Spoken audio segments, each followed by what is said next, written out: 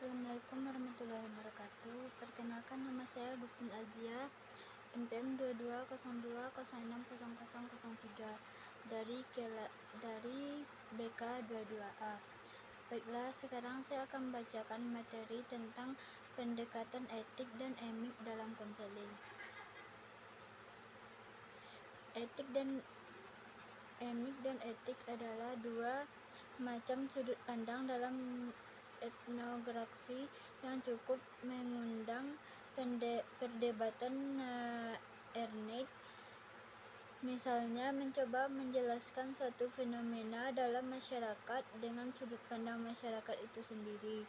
Sebaliknya, etik merupakan penggunaan sudut pandang orang luar yang berjarak untuk menjelaskan suatu fenomena dalam masyarakat.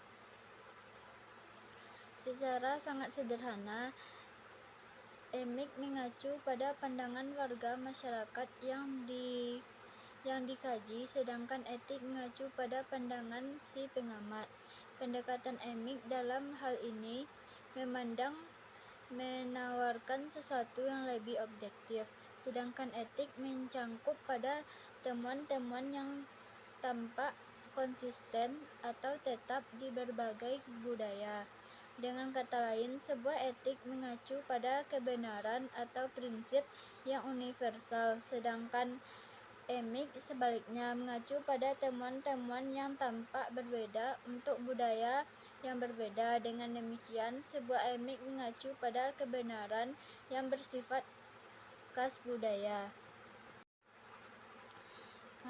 Karena implikasinya pada apa yang kita ketahui sebagai kebenaran, emik dan etik merupakan konsep-konsep yang kuat. Kalau kita tahu sesuatu tentang perilaku manusia dan menganggapnya sebagai kebenaran, dan hal itu adalah suatu etik, maka kebenaran sebagaimana kita ketahui itu adalah juga kebenaran bagi semua orang dari budaya apapun. Kalau yang kita ketahui tentang perilaku manusia dan yang kita anggap sebagai kebenaran itu ternyata adalah suatu emik, maka apa yang kita anggap kebenaran tersebut belum tentu merupakan kebenaran bagi orang dari budaya lain. Contohnya, kasus pada sebuah fenomena masyarakat seperti pengembira. Bila perilaku pengemis disebut sebagai sebuah fakta sosial atau sebuah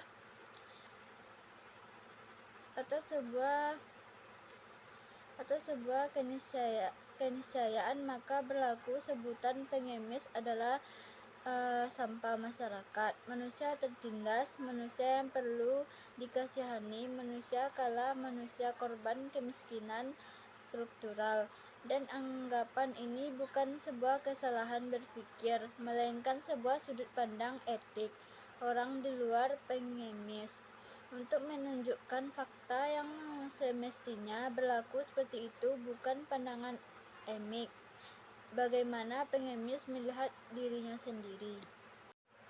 Dalam pandangan emik yang bersifat interpretif atau fenomenologis, pengemis adalah subjek.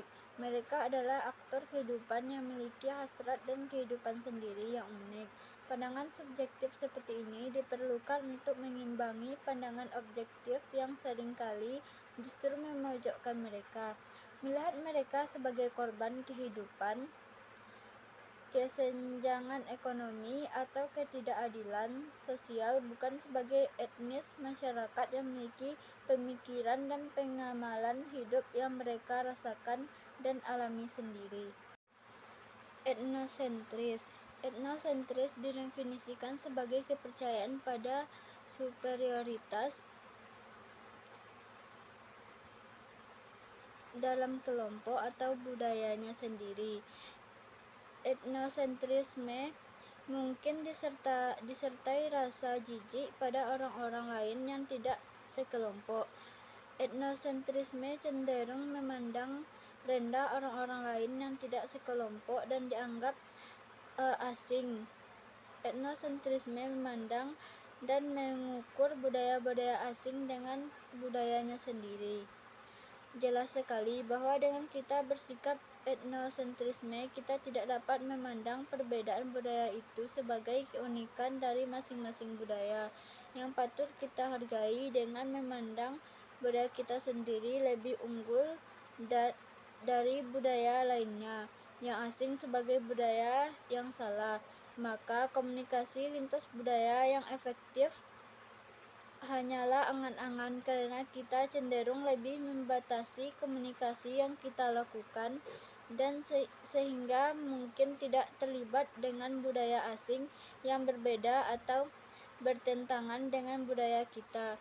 Masing-masing budaya akan saling merendahkan yang lain dan membenarkan budaya diri sendiri, saling menolak sehingga sangat potensial muncul konflik di antaranya. Contoh etnosentris yaitu orang Indonesia cenderung menilai budaya Barat sebagai budaya yang vulgar dan tidak tahu sopan santun.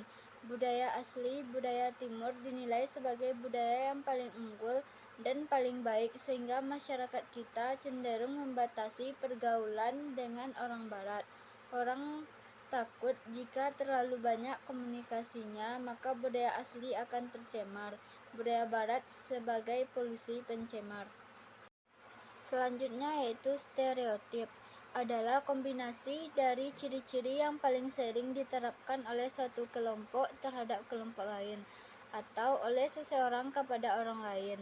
Secara lebih tegas, Matsunoto mendefinisikan stereotip sebagai generalisasi kesan yang kita miliki mengenai seseorang, terutama karakter psikologis atau sifat kepribadian.